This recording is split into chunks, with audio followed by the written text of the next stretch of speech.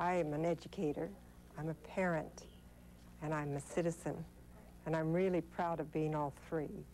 I feel that I can come to the board and listen to the parents, understanding their problems, and that I can be part of the solution to those problems. Okay, and Mr. Knapp.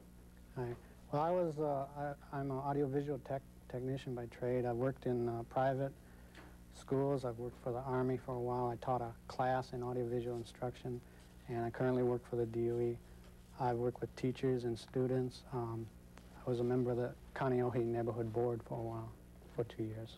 Okay, and again, a question from a viewer that I put to the other 10 candidates. The viewers would like to know your personal experience with the public school system. For example, do you have any children in it? Did you have any children in it? And were you in it? Well, I was raised in Detroit, Michigan. I've been in Hawaii for 20 years. I went to school, public school in Detroit. All three of my kids went to public schools here in Hawaii. 3 children in the public schools? They're currently on the mainland now. Okay, Ms. Sherance. Yes, I have 4 children that have come through the Hawaii school systems, and very good students. I am a private school administrator and teacher, though, but I have worked in public school here and in the Marshall Islands, and I've also spent 2 years in Australian schools. So I really feel like our school system is very good. Okay, and finally, Ms. Hartman.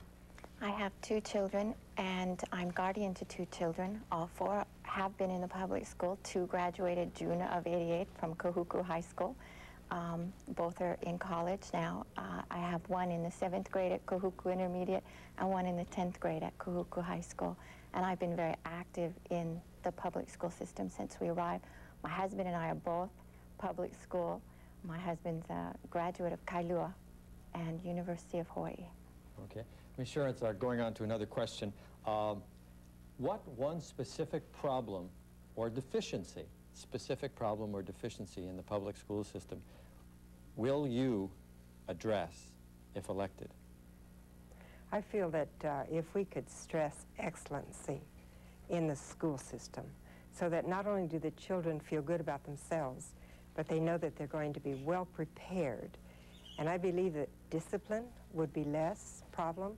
I believe that learning would be less of a problem, because the children would be excited about learning if they know that they were coming out in an excellent position.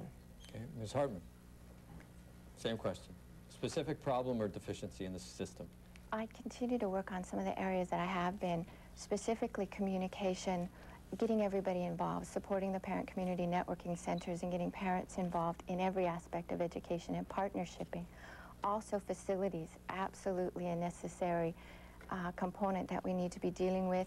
Class size, I'll continue to work and support the lowering of the class sizes in the primary grades as well as in the core grades in the secondary education. Finally, Mr. Knapp. Yes, I think one thing that, I mean, there's so many areas that are problems, but just one. One thing is our country lags behind in the area of foreign language instruction. I think we need to start as early as possible, even the 1st, 2nd grade, right on up. I'd like to see everyone graduate from high school knowing a 2nd language, along with English, of course. Okay, we've gotten quite a few questions, by the way, about foreign language. Where do you think, and I'll ask each of you in turn, but we'll start with you, Mr. Knapp, what changes, if any, should be made in foreign language education in the public school system? Should we start it early, and if so, how early?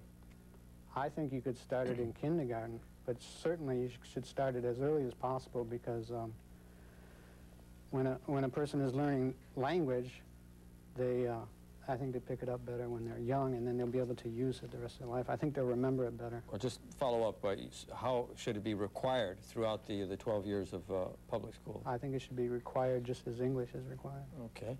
Sherance. Although I feel that foreign language does help a child in learning even English, I believe that they should have a junior high would be as soon as I would introduce it formally. But I believe that every teacher could give a conversational languages as they were capable of doing. Fine. And Ms. Hartman? I think the foreign language has its place in our schools from elementary through high school, but I think we have to be careful not to mandate it. That in some schools they are able to deal with a foreign language program and they should be made available. But in other schools we have to deal with English first, and we have to ensure that that English is well taught and able to be used for our verbal capabilities.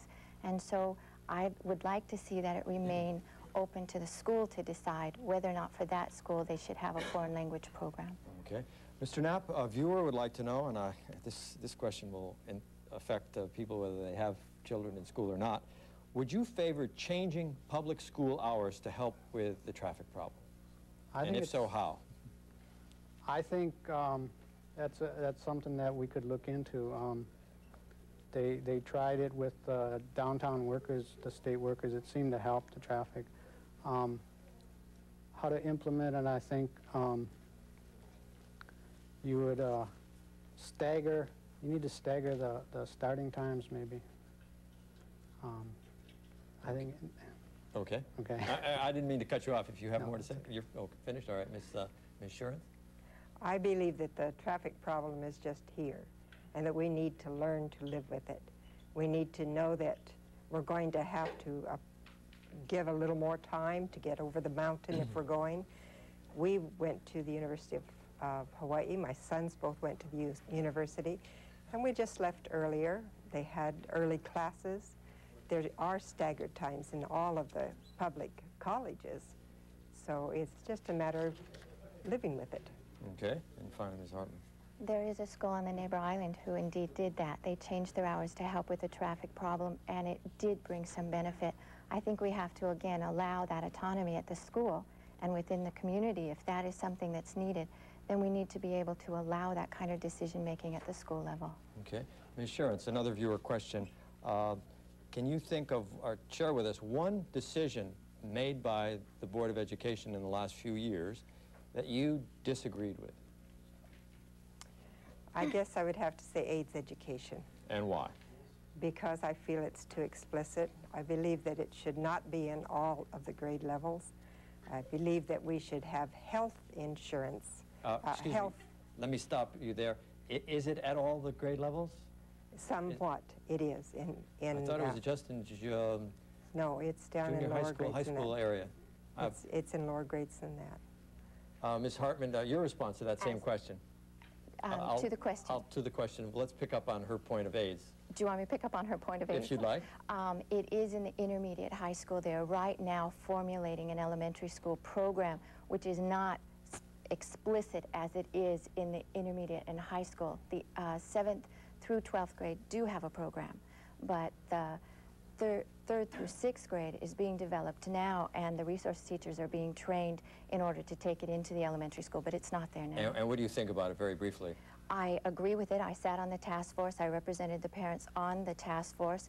I also visited the schools and sat in and watched as the teachers taught. And I am pleased with it and feel that it is good. It is being refined and again, upgraded to have accurate information, and I support the AIDS program. Ms. Shuren, I'll give you a chance to respond, Okay. please. I just believe that these kind of questions should be between parents and their children and their own doctors. I do not believe it needs to be in school. Sex education the same way. I believe that we should have health education so that the children know health problems and their body functioning and biology, but not sex or AIDS education.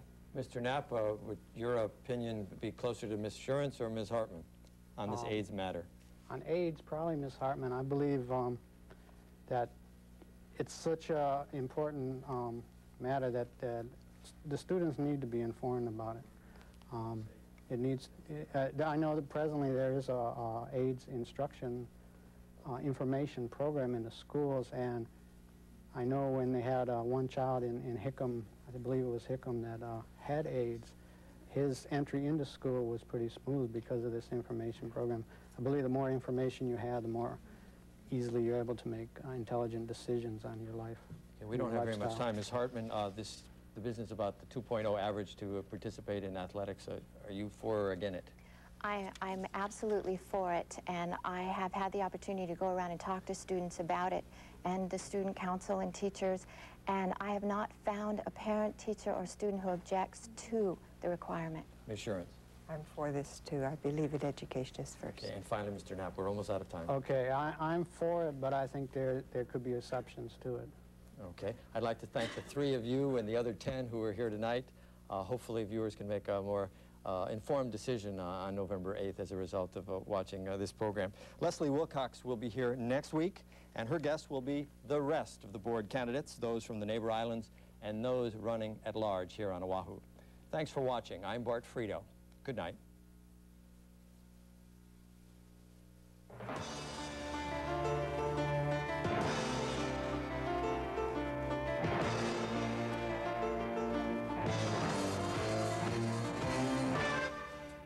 Enjoy coverage of this week's events in our nation's capital. Washington Week in Review is coming up next on KHET.